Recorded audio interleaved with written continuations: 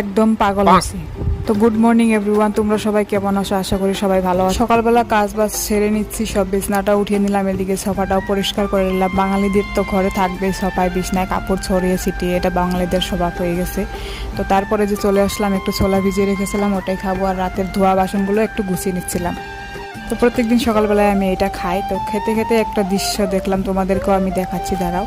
এই যে প্রজাপতিটা কি সুন্দর করে ঘুরছে, আমার কি ভালো লাগছে দেখতে। তাই একটু সময় দাঁড়িয়ে দাঁড়িয়ে এখানে দেখলাম আর একটা ভিডিও করে নিলাম।